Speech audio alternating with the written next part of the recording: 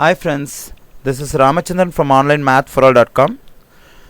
இதுவரைக்கும் எங்களுடைய website onlinemathforall.comல mathematics content, அதாவது மேத்தமெட்டிக்ஸில் வர concepts, example problems, exercise problems, worksheets, அதாவது ஸ்கூல் ஸ்டூடெண்ட்ஸ், காலேஜ் ஸ்டூடெண்ட்ஸ் இவங்களுக்கு தேவையான இந்த மாதிரி விஷயங்களெல்லாம் கொடுத்துட்ருக்கோம்.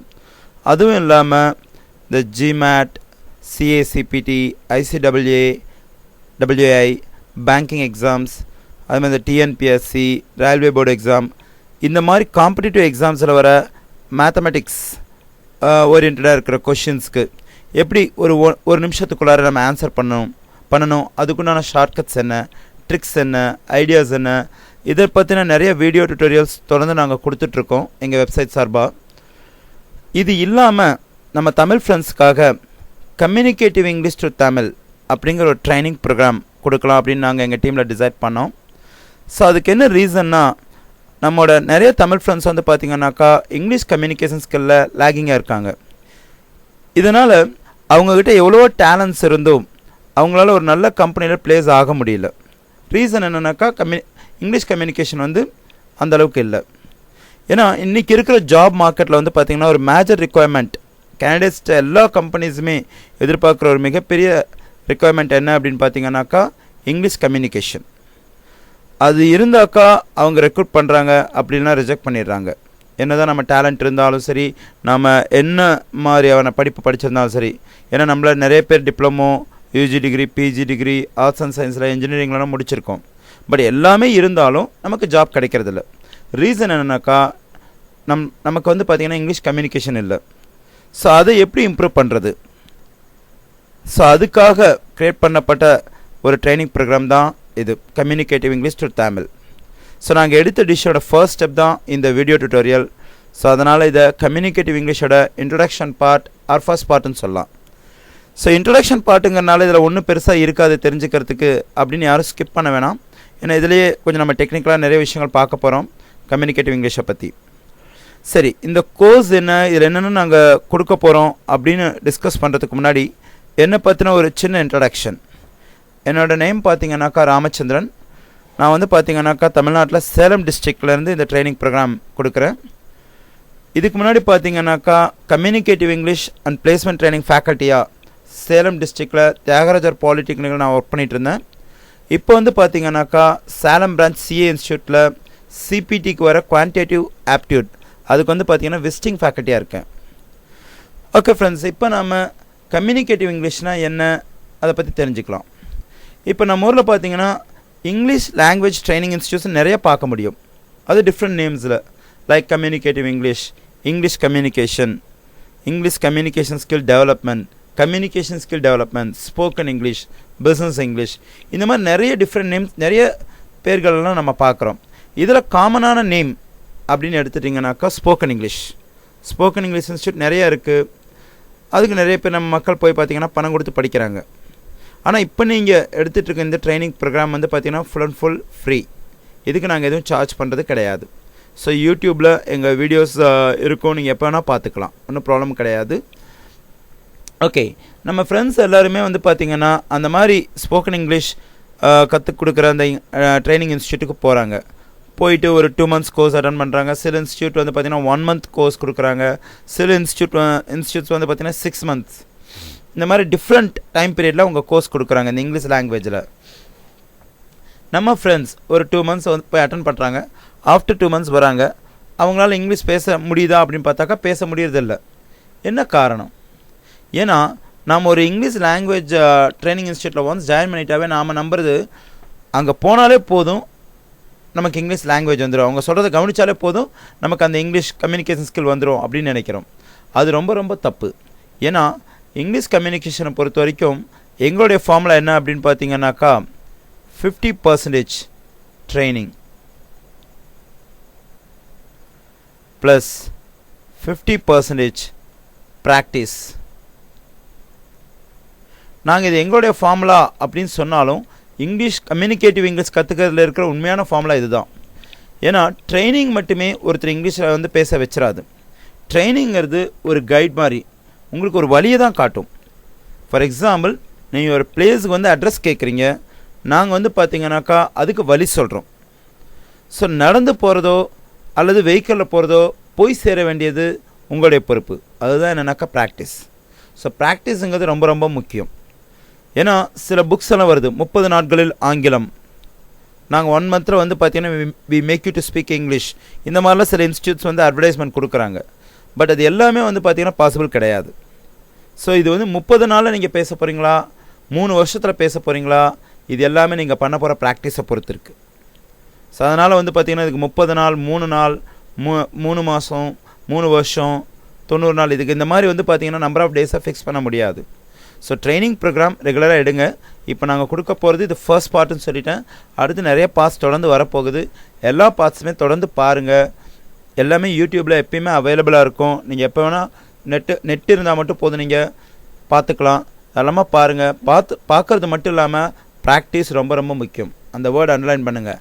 ப்ராக்டிஸுங்கிறது ரொம்ப ரொம்ப முக்கியம். ப்ராக்டிஸ் பண்ணாமல் ட்ரைனிங் ப்ரோக்ராம் மட்டுமே போதும் அப்படின்னு நினச்சிங்கன்னா அங்கே தான் நீங்கள் பண்ணுற பெரிய தப்பு இருக்குது. ஸோ ப்ராக்டிஸ் ரொம்ப முக்கியம். எப்படி ப்ராக்டிஸ் பண்ணுறது அப்படின்னு சில பேருக்கு கொஷின் வரும். நான் வில்லேஜில் இருக்கேன் சார், எனக்கு தெரிஞ்ச எங்கள் ஊரில் யாருக்குமே இங்கிலீஷ் தெரியாது. So how can I practice? நான் ட்ரைனிங் ப்ரோக்ராம் கற்றுக்கிட்டதை எப்படி ப்ராக்டிஸ் பண்ணுறது அப்படிங்கிறதெல்லாம் வந்து பார்த்திங்கன்னா நாங்கள் பின்னாடி சொல்கிறோம். ஓகேவா, எப்படி ப்ராக்டிஸ் பண்ணுறதுங்கிறத பற்றி. சரி, இப்போ நம்ம கோர்ஸோட நேம், ஐ மீன் நம்ம ட்ரைனிங் ப்ரோக்ராமோட நேம் அப்படின்னு பார்த்தீங்கன்னாக்கா கம்யூனிகேட்டிவ் இங்கிலீஷ். சில இடத்துல ஸ்போக்கன் இங்கிலீஷ், சில இடத்துல நிறைய இடத்துல ஸ்போக்கன் இங்கிலீஷ் இன்ஸ்டியூட் அப்படி தானே பேர் இருக்குது. இது என்ன communicative English? What is the difference between communicative English and spoken English? What is the relation? So we are asking this kind of questions. என்னடா அது கம்யூனிகேட்டிவ் இங்கிலீஷ் த்ரூ தமிழ் அப்படின்னு சொல்லிட்டு இவர் இங்கிலீஷில் பேசுகிறாரே அப்படின்னு நினைக்க வேணாம்.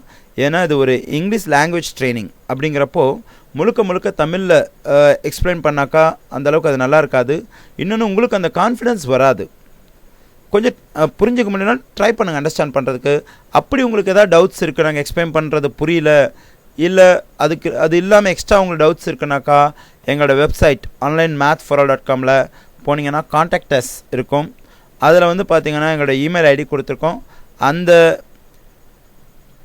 இமெயில் ஐடிக்கு உங்களுடைய டவுட்ஸை வந்து சென்ட் பண்ணுங்கள். ஒரு 1 or 2 days, மேக்ஸிமம் ஒரு 3 days வந்து பார்த்தீங்கன்னா நாங்கள் உங்களோட டவுட்ஸ்க்கு வந்து எக்ஸ்பிளைன் பண்ணுறோம். ஓகே, ஸோ இப்போ நாம் வந்து let us come to the point.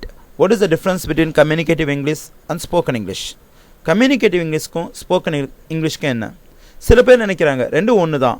Communicative இங்கிலீஷ்னால் இதுலையும் பேசுகிறத இங்கிலீஷ் எப்படி பேசுறதுன்னு கற்றுக்குறோம். ஸ்போக்கன் இங்கிலீஷ்னாலும் we are going to learn how to speak English. So in both the things, I mean in both the training programs, communicative English இருந்தாலும் சரி, spoken English இருந்தாலும் சரி, we are just going to learn how to speak English. எப்படி English பேசுறதுன்னு கற்றுக்க போகிறோம் அப்படி தான் நினைக்கிறாங்க. கண்டிப்பாக அது கிடையாது, அது உண்மையும் இல்லை. ஏன்னா ரெண்டுக்கு நிறைய வித்தியாசம் இருக்குது. என்னென்னா ஸ்போக்கன் இங்கிலீஷ் அப்படின்னு சொன்னீங்கன்னா அது முழுக்க முழுக்க எப்படி பேசணும் இங்கிலீஷில் அப்படிங்கிறத பற்றி இருக்குது. So it is about how to speak English, அதுதான் ஸ்போக்கன் இங்கிலீஷ். அப்போ கம்யூனிகேட்டிவ் இங்கிலீஷ்னால் என்ன அப்படின்னா இதில் வந்து பார்த்திங்கன்னா நமக்கு வந்து 4 வகையான திறன்கள், அதாவது we have 4 kinds of skills இருக்குது. அது என்னென்ன அப்படின்னு பார்த்தீங்கன்னாக்கா, 1 second. First, reading skill. Next, writing skill. Third one, speaking skill. Last, listening skill. So spoken Englishங்கிறது இதை மட்டும்தான் மீன் பண்ணும், ஸ்பீக்கிங் ஸ்கில். ஆனால் இந்த 4 சேர்ந்தது தான் என்னன்னாக்கா கம்யூனிகேட்டிவ் இங்கிலீஷ். ஸோ ஸ்போக்கன் இங்கிலீஷ்னா it's about only speaking skill. But if you say communicative English, it's about these 4 skills: reading skill, writing skill, speaking skill, listening skill. So இப்போ உங்களுக்கு தெளிவாக இருக்கும் ஸ்போக்கன் இங்கிலீஷ்னால் என்ன, கம்யூனிகேட்டிவ் இங்கிலீஷ்னால் என்னன்ட்டு. ஸோ இந்த 4 skill நம்மகிட்ட இருந்தால் தான் அதை நம்ம வந்து இங்கிலீஷ் கம்யூனிகேஷன் அப்படின்னு சொல்கிறோம். இப்போது கம்யூனிகேஷன் அப்படின்னா என்னென்னு ஃபஸ்ட்டு தெரிஞ்சுக்கலாம். ஏன்னா கம்யூனிகேஷன், இங்கிலீஷ் கம்யூனிகேஷன் ஸ்கில்னால் பேசுகிறது மட்டும்தான் கம்யூனிகேஷன் அப்படின்னு நினைக்கிறாங்க. அப்படி கிடையாது. கம்யூனிகேஷன் நம்ம ஒருத்தர் தொடர்பு வச்சுக்கிறது. இப்போ ஃபார் எக்ஸாம்பிள் ஏபி அப்படின்னு 2 பர்சன்ஸ் இருக்காங்கனாக்கா இவங்க 2 பேரும் கம்யூனிகேஷன் பண்ணுறாங்க. எப்படி கம்யூனிகேஷன் பண்ணலாம்? ஏ பேசி பி கேட்கலாம், பி பேசி ஏ கேட்கலாம். ஸோ ஸ்பீக்கிங்கிறது ஒரு கம்யூனிகேஷன், வே ஆஃப் கம்யூனிகேஷன். இப்போ ஏ பேசி தான் பி கேட்டு தான் வந்து பார்த்தீங்கன்னாக்கா கம்யூனிகேட் பண்ணுங்கிறது கிடையாது. ஏ கிட்ட ஒரு லெட்டர் இருக்குது, ஒரு மேகசின் இருக்குது, ஒரு நியூஸ் பேப்பர் இருக்குது, அதை ஜஸ்ட் வாசிக்கிறாரு. அது மூலிமா ஏ ஆனவர் நான் அதாவது தான் படித்த விஷயங்களை தான் கிட்ட இருக்க அந்த பேப்பரில் இருக்க மேட்ரை பி கிட்ட ஷேர் பண்ணிக்கிறாரு. எப்படின்னா வாசிக்கிறது மூலிமா, அதாவது ரீடிங் மூலிமா. அப்படி இல்லைன்னா ஏ வந்து பிக்கு வந்து லெட்டர் அனுப்பலாம் எழுதி, அப்பயும் அவன் கம்யூனிகேட் தான் பண்ணுறாரு, தொடர்பு வச்சுக்கிறாரு. ஏன்னா எந்த வேலைனாக்கா இந்த வே ஆஃப் ரைட்டிங். ஸோ அதே மாதிரி லிசனிங், நிறைய பேர் இந்த லாஸ்ட் ஒன் லிசனிங்கில் குழப்பம் எல்லாம் இருக்கும். நான் நினைக்கிறேன் இந்த மூணும் கிளியராக இருக்குன்னு நினைக்கிறேன். ரீடிங்னா நம்ம ஒன்றும் இல்லை, பேசவே வேணாம் அடுத்தவங்ககிட்ட. ஜஸ்ட்டு வந்து பார்த்திங்கனாக்கா ஒரு புக்கை படிக்கிறது மூலிமா என்ன ஆகுதுன்னா, நம்ம படிக்கிறத அடுத்தவங்க கேட்குறாங்க. அப்போது நாம் என்ன படிக்கிறோமோ அந்த விஷயத்தை அடுத்தவங்க ஷேர் பண்ணிக்கிறோம். அங்கே ஷேர் எப்போ பண்ணுறோன்னு சொல்கிறோமோ அப்பயே கம்யூனிகேஷன் வந்துருச்சு. ஸோ ரீடிங்கிறது வாசிக்கிறது மூலிமா ஒருத்தர்கிட்ட வந்து பார்த்திங்கன்னா நம்ம தொடர்பு வச்சுக்கிறோம். அடுத்து ரைட்டிங். இப்போ என்னோடய ஃப்ரெண்ட் வந்து அமெரிக்காவில் இருக்கார், நான் சேலத்தில் இருக்கேன். நான் அவர்கிட்ட வந்து அடிக்கடி பேச முடியாது. அப்போ என்ன பண்ணுறேனாக்கா இமெயில் அனுப்புகிறேன். ஸோ இது ரைட்டிங். அப்போ அவர்கிட்ட நான் கம்யூனிகேஷன் எனக்கு இருக்குது. என்ன கம்யூனிகேஷன்? பேசுகிற கம்யூனிகேஷனா இல்லை நான் வாசிக்கிறத அவர் கேட்குறாரா? கிடையாது, எழுதுறத அவர் பார்க்குறாரு. ஸோ அப்போ வந்து இங்கே வந்து பார்த்தீங்கன்னா ரைட்டிங். இது சப்போஸ் நான் பேசுகிறேன் ஃபோன் பண்ணி அவர்கிட்ட, அது ஸ்பீக்கிங். இதுவும் கம்யூனிகேஷன் தான். ஸோ வாசித்தல் அப்படிங்கிறது மூலிமா நமக்கு தெரிஞ்ச சில விஷயங்களை அடுத்தவங்க ஷேர் பண்ணுறோம், அது ஒரு வே ஆஃப் கம்யூனிகேஷன். அதே மாதிரி லெட்டர் எழுதுகிறோம், இமெயில் அனுப்புகிறோம், இது ஒரு way of communication, that is writing. மூணாவது பேசுகிறோம் ஒருத்தர்கிட்ட, தட் இஸ் ஸ்பீக்கிங். இந்த ஃபோர்த் ஒன்ல எல்லாருக்குமே கொஞ்சம் டவுட் இருக்குது, லிசனிங். லிசனிங் அப்படின்னாவே எல்லாருமே நமக்கு வந்து பார்த்திங்கன்னா என்ன நினச்சிக்கிறோம் அப்படின்னாக்கா கவனிக்கிறது அப்படின்ட்டு. ஒரு நிமிஷம். லிசனிங்னாவே கவனிக்கிறது. ஏன்னா நம்ம ஸ்கூல் படிக்கிறப்ப வந்து பார்த்திங்கன்னா நம்ம ஸ்கூல் டீச்சர் கிளாஸில் சொல்லுவாங்க, okay students all of you listen here, எல்லோரும் இங்கே கவனிங்க. அதனால் லிசனிங் அப்படின்னாவே கவனிக்கிறது அப்படின்னு நிறைய பேர் தப்பாக புரிஞ்சிட்ருக்கோம். அது கிடையாது. லிசனிங் அப்படின்னா என்னன்னாக்கா கவனத்தோட ஒரு விஷயத்த காதில் கேட்கறது. ஆல் ஆஃப் யூ லிசன் ஹியர்னா எல்லோரும் இங்கே கவனிங்கன்னு சொல்கிறத விட எல்லோரும் இங்கே சொல்கிற விஷயத்த கவனத்தோட காதில் கேளுங்க அப்படிங்கிறது அதோட மீனிங். ஸோ இதுதான் நம்ம நிறைய பேர் தப்பாக புரிஞ்சுருக்கோம். லிசனிங்னா கவனி கிடையாது, கவனத்துடன் காதில் கேள் அப்படிங்கிறது அதோட மீனிங். ஸோ இந்த மாதிரி இந்த ஃபோர் வேஸ் ஆஃப் கம்யூனிகேஷனில் வந்து பார்த்திங்கனாக்கா அந்த நம்ம வந்து ஒருத்தர் கம்யூனிகேட் பண்ணலாம். ஸோ லிசனிங்கிறது எப்படி சார் கம்யூனிகேஷன் அப்படின்னா, இப்போ நான் வாசிச்சிட்ருக்கேன், அது இன்னொருத்தர் கேட்டால் தான் அவருக்கு எனக்கு கம்யூனிகேட் ஆன மாதிரி இருக்கும். நான் பாட்டுக்கு வாசிச்சிட்ருக்கேன், நான் வாசிச்சது அவர் வந்து பார்த்திங்கன்னா லிசனே பண்ணல, அப்படிங்கிறப்ப அங்கே கம்யூனிகேஷன் இல்லை.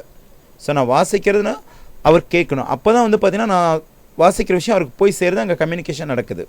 So reading skill, writing skill, speaking skill, listening skill, இது நாலும் சேர்ந்தது தான் என்னென்னாக்கா கம்யூனிகேட்டிவ் இங்கிலீஷ். ஓகே ஃப்ரெண்ட்ஸ், இதை பற்றி ஸ்டெப் பை ஸ்டெப்பாக, அதாவது ரீடிங் ஸ்கில்னா என்ன, ரைட்டிங் ஸ்கில்னா என்ன, ஸ்பீக்கிங் ஸ்கில்னா என்ன, லிசனிங் ஸ்கில்னா என்ன, இது எல்லாத்தையும் வந்து பார்த்திங்கன்னா கொஞ்சம் டீட்டெயிலாக எங்களோட அடுத்த பார்ட் கம்யூனிகேட்டிவ் இங்கிலீஷ் பார்ட் 2ல் நான் கொடுக்குறேன். ஏன்னா எல்லாத்தையுமே ஒரே வீடியோவில் கொடுக்க முடியாது, பிகாஸ் ரொம்ப அந்த டியூரேஷன் வந்து ரொம்ப அதிகமாக இருக்கும். அதனால் வந்து பார்த்திங்கன்னா கொஞ்சம் சின்ன சின்ன வீடியோவாக கொடுக்கலாம். ஸோ இப்போதைக்கு வந்து பார்த்திங்கன்னா கம்யூனிகேட்டிவ் இங்கிலீஷ்னால் என்ன, அதில் என்னென்ன பார்ட்ஸ் இருக்குது அப்படின்னு சொல்லியிருக்கேன். ஸோ இதில் வந்து கண்டிப்பாக ரீடிங் ஸ்கில்னால் என்ன அப்படிங்கிறத பற்றி கண்டிப்பாக தெரிஞ்சாகணும். ரைட்டிங்னா என்ன, ஸ்பீக்கிங்னா என்ன, லிசனிங்னா என்ன, இங்கிலீஷில் இது எல்லாமே எப்படி பண்ணுறது, how to do reading, how to do writing, how to do speaking, how to do listening in the language English, இதெல்லாமே வந்து we have to know in detail. அதை வந்து பார்த்திங்கன்னா we are going to discuss in part 2 of this training program. Okay students, okay friends, thank you so much for listening to me. I'll meet you in my next video tutorial, that is communicative English part 2. Thank you.